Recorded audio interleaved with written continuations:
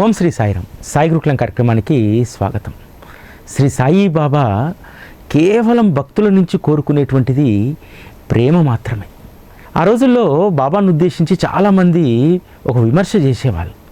ఎవరైతే షిరిడీకి వెళ్తారో భక్తులు, వారి యొక్క ధనాన్ని బాబా దోచుకుంటారు, ధనాన్ని పూర్తిగా జేబుల నుంచి ఖాళీ చేయిస్తారు అనేటువంటిది ప్రధానమైనటువంటి విమర్శ బాబా పట్ల.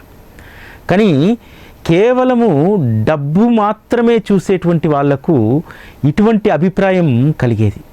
కానీ బాబాను ఒక్కసారి చూసిన తర్వాత బాబా తమ నుంచి స్వీకరించినటువంటిది అది ధనము కాదు, మా ప్రేమ అనేటువంటి దాన్ని నిర్ధారించుకున్నటువంటి వారు ఒక్కసారి షిరిడీలో అడుగుపెట్టిన తర్వాత శ్రీ సాయి బాబా అనేటువంటి ప్రేమ స్వరూపాన్ని వారి హృదయాల్లో కొలువు చేసుకునేటువంటి వారు.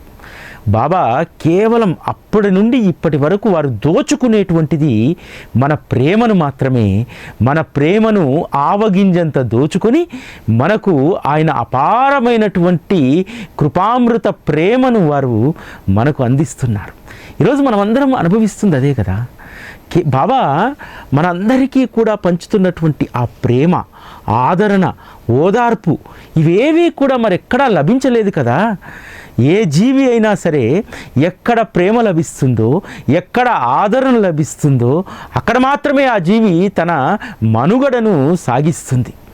ఇప్పుడు గ్రామంలో 10 ఇండ్లు ఉంటాయి. ఒక ఇంటిపైనే పావురాలో కాకులో ఎందుకు వాలుతాయి? అక్కడ ప్రేమను పంచేటువంటి, తనకు ఆహారాన్ని పెట్టేటువంటి ఆ తల్లో తండ్రో అక్కడ ఉన్నాడు కాబట్టి ఆ గృహం పైనే కాకులు పక్షులు అన్నీ కూడా వాళ్తాయి. ఏమీ పెట్టనటువంటి చోట, ప్రేమ లేనటువంటి చోట ఏ జీవి కూడా నిలవలేదు కదా. అదేవిధంగా ఈరోజు సాయిబాబా అనేటువంటి ఆ ఆవాసంలో మనందరము కూడా నిలబడ్డాము, నిలదొక్కున్నామంటే దానికి ప్రధానమైనటువంటి కారణము అక్కడ మనకు కావలసినటువంటి ప్రేమను ఆ సాయి తల్లి మనకు పంచుతుంది. అందుకని సాయి తల్లి ఒడిని వదిలి మనం వెళ్ళలేం. ఈరోజు బాబా పట్ల అనేక రకాలైనటువంటి విమర్శలు రావచ్చు, బాబా దైవమే కాదు అనవచ్చు. ఇటీవల కాలంలో నాతో ఒక ప్రధానమైనటువంటి మందిరం నిర్వహించేటువంటి ఒక సాయి భక్తులు అన్నారు, ఇప్పుడు బాబా పైన వస్తున్నటువంటి విమర్శల వల్ల సాయిబాబా అనేటువంటి వ్యవస్థల మనుగడ ప్రశ్నార్థకమవుతుంది, నీవు కూడా జాగ్రత్తగా ఉండు, సాయి టీవీ మనుగడ కూడా ప్రశ్నార్థకమవుతుందని అన్నాడు. నాకు బిగ్గరగా నవ్వొచ్చింది. ఎందుకనంటే అసలు ఆయన వ్యవస్థల యొక్క మనుగడ ఉద్భవం దగ్గర నుంచి మనుగడ వరకు ఎవరు దానికి కారణం? ఒక సాయిబాబా మందిరం వెలిసిందంటే దాని ఆవిష్కరణకు, ఆ మందిరం నిర్మాణం కోసము ఏర్పడ్డటువంటి సమూహం కారణమా? శ్రీ సాయిబాబా కారణమా? బాబాయే కదా కారణం. మరి అటువంటి అప్పుడు ఆయన వ్యవస్థల మనుగడకు సంబంధించినటువంటి ఆందోళన మనకెందుకు అని అడిగాను.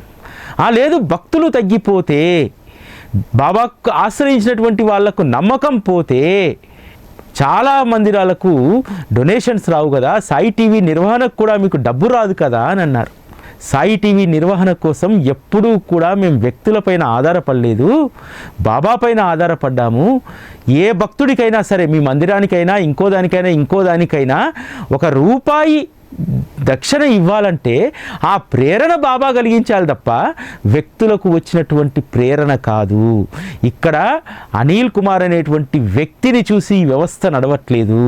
శ్రీ సాయి బాబా అనేటువంటి అగాధమైనటువంటి శక్తి, ఆ శక్తి ద్వారా వారు పొందుతున్నటువంటి ఆనందము, శ్రీ సాయి కథ శ్రవణం అనేటువంటి అద్భుతమైనటువంటి దాంట్లో వాళ్ళు నిత్యం మునిగి తేలుతున్నారు కాబట్టి ఆ ప్రేమతో మాత్రమే ఈ వ్యవస్థ నడుస్తుంది.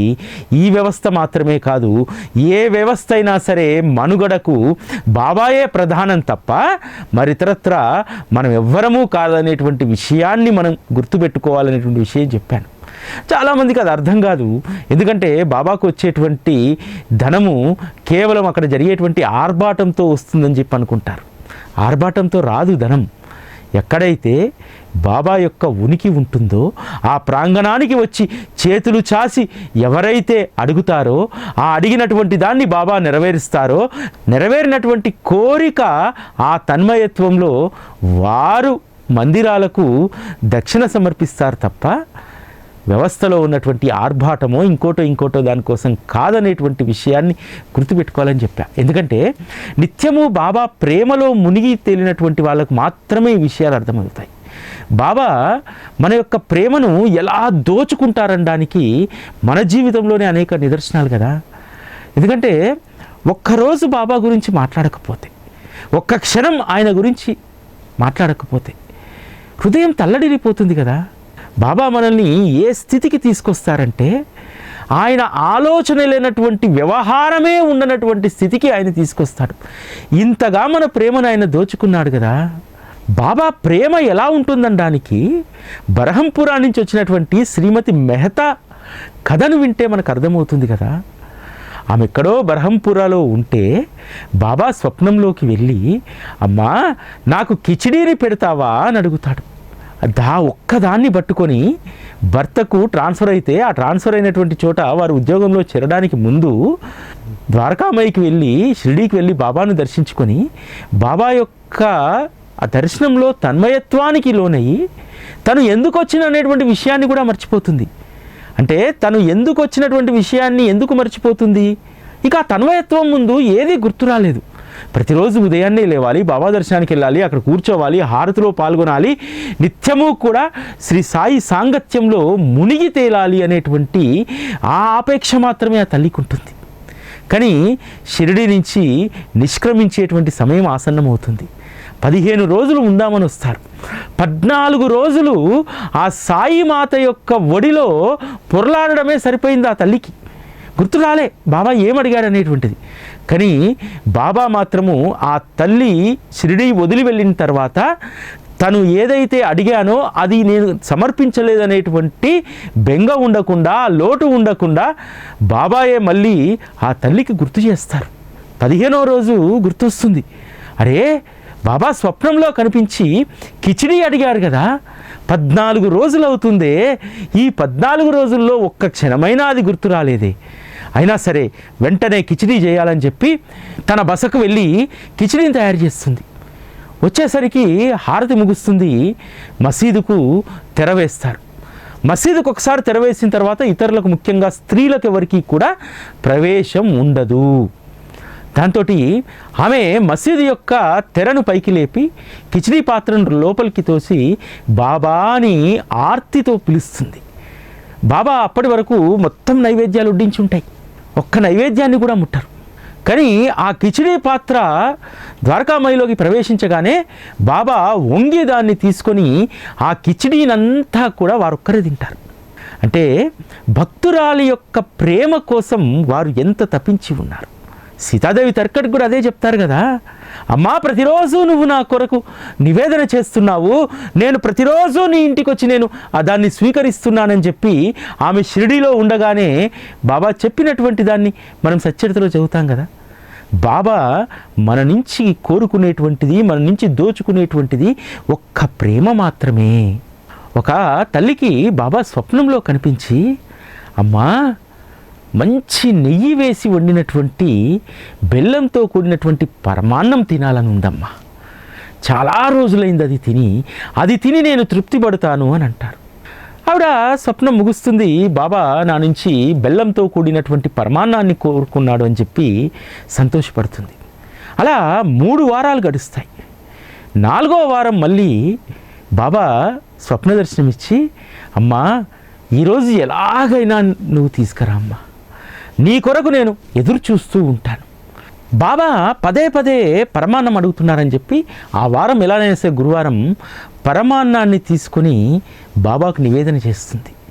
నివేదన చేసి బయటికి వచ్చేసరికి ఆమె తన పాదరక్షలు వేసుకుంటున్నటువంటి సందర్భంలో ఆ గిన్నె బోర్లా పడుతుంది నేలపైన. వెంటనే ఒక ఆవు వచ్చి, గోమాత వచ్చి ఆ పరమాన్నాన్ని పూర్తిగా ఎంతో ప్రీతితో తింటుంది. ఆ పరమాన్నం తింటున్నటువంటి ఆ గోవును చూస్తూ తదేకంగా అలానే ఉండిపోతుంది తల్లి.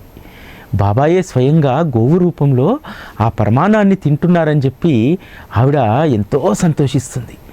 ఆ తర్వాత ఆ గోవు ఆ పరమాన్నాన్ని తిని 2 అడుగులు వెనక్కి వేసి అంబాని గట్టిగా అరుస్తుంది. అక్కడ ఉన్నటువంటి వాళ్ళకు మాత్రము అది అంబా అన్నట్టు అనిపించింది.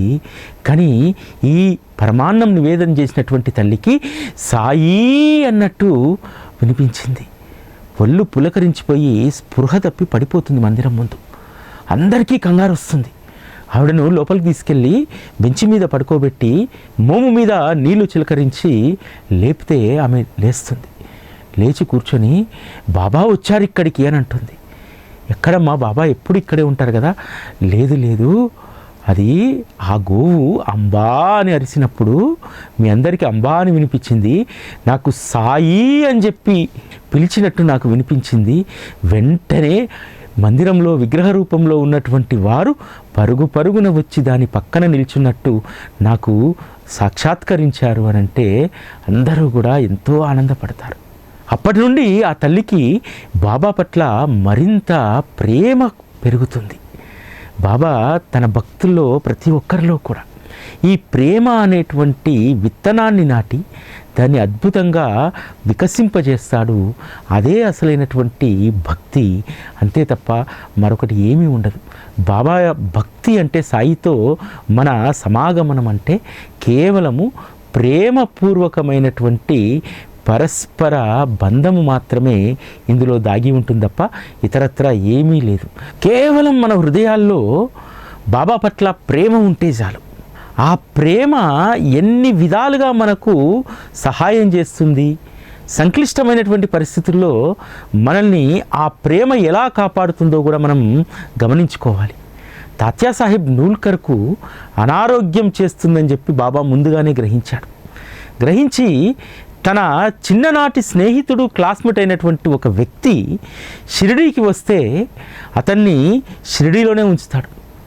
కానీ తను వెళ్ళిపోవాలని శ్యామా ద్వారా రాయబారం చేసినా సరే, కానీ బాబా ఏమంటారు, అతనితో మనకు పని ఉంది, అతను ద్వారకామై ముందు కుక్క వలె ఇక్కడే పడి ఉండాలి అని అంటారు. కానీ ఆ తర్వాత కొద్ది రోజులకు తాత్యాసాహెబ్ నూల్కర్కు జబ్బు చేయడం, ఆ జబ్బు చేసినటువంటి తాత్యాసాహెబ్ నూల్కర్ మంచం మించి లేవకపోతే ఆ స్నేహితుడు సపర్యాయాలు చేస్తారు.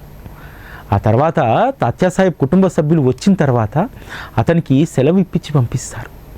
ఇది బాబా పట్ల మనకున్నటువంటి ప్రేమకు బాబా చేసేటువంటి ప్రత్యుపకారం. ఎంత అద్భుతమైనటువంటి ప్రత్యుపకారం ఇక్కడ ఉంటుందంటే, మనం ఎంత ప్రేమను పెంచుకుంటే బాబా అంత గొప్పగా మనల్ని సంరక్షిస్తాడు. బాబా తప్ప మరొకటి లేదు అనేటువంటి జీవిత లక్ష్యాన్ని ఎంచుకున్నటువంటి వాళ్లకు ఎంత అద్భుతమైనటువంటి ప్రేమను వారు చూపెడతారంటే, కరోనా ఒక 3 రోజుల ముందు ఉండగా బెంగాల్కి చెందినటువంటి ఒక వ్యక్తి షిరిడీకి వెళ్తాడు. షిరిడీకి వెళ్ళి కరోనా లాక్డౌన్ సమయంలో అక్కడ చిక్కుకొని పోతాడు. తను అందుకు సంతోషపడతాడు. ఎందుకంటే ఎన్ని రోజులు కరోనా ఉంటే అన్ని రోజులు ద్వారకామాయి ముందు కూర్చొని బాబాను తదేకంగా చూసేటువంటి ఒక అవకాశం దొరుకుతుంది.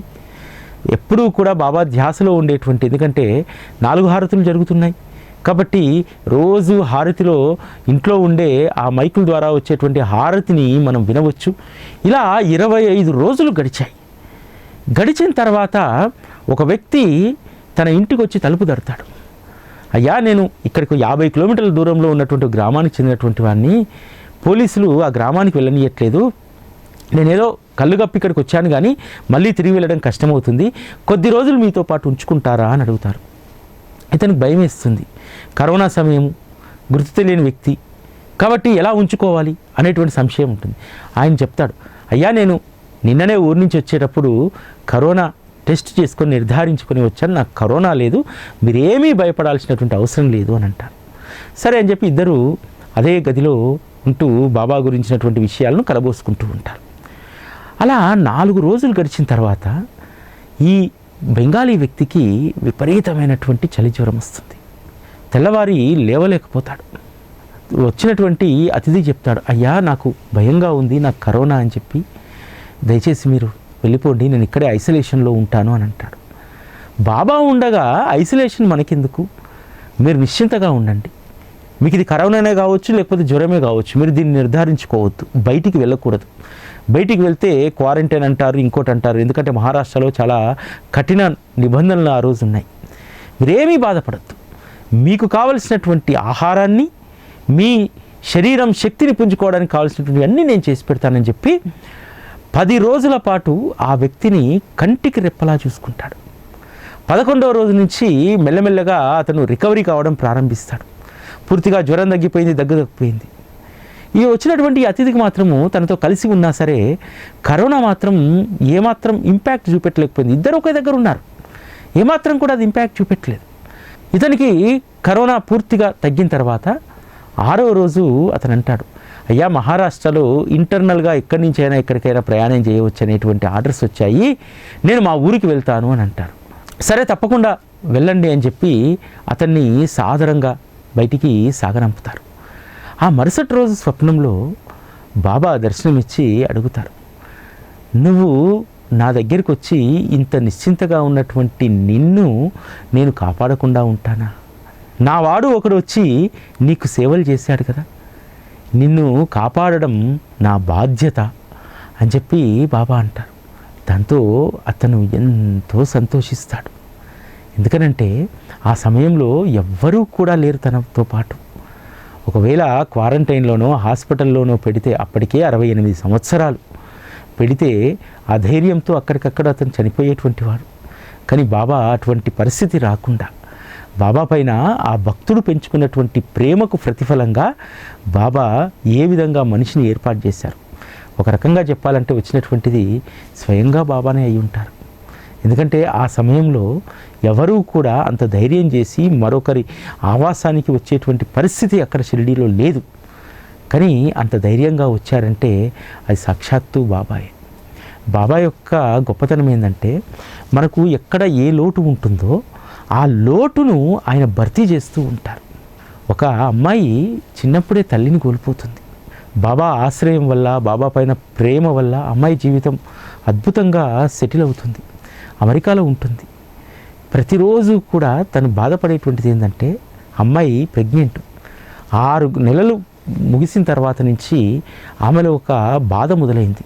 తన స్నేహితురాళ్ళు అనేక మందికి ఉన్నటువంటి వాళ్లకు 6 నెలల గర్భం నిండగానే ఇండియాకు వీసాను పంపించి తల్లిదండ్రులను ఇక్కడ తెచ్చుకుంటారు.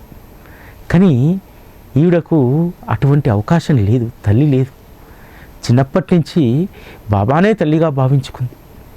బాబా నిన్నే నేను తల్లిగా భావించుకున్నాను, కానీ నువ్వు వచ్చి ప్రత్యక్షంగా నాకు సేవ చేయలేవు, నాకున్నటువంటి లోటును ఎవరు తీర్చేది అని చెప్పి అడుగుతూ ఉంటుంది. ఈవిడ ఒకరోజు ఆ రోడ్లో వాకింగ్ చేస్తూ ఉండగా ఒక పెద్దావిడ ఎదురవుతుంది. ఎదురయ్యి, అమ్మా మీ అమ్మగారు వచ్చారా, నిండు చూలాల్లాగా ఉన్నావు కదా నువ్వు అని అడుగుతుంది. అడిగితే ఆ తల్లి భుజం మీద తలవాల్చి బోరుమని ఏడుస్తుంది ఆ అమ్మాయి.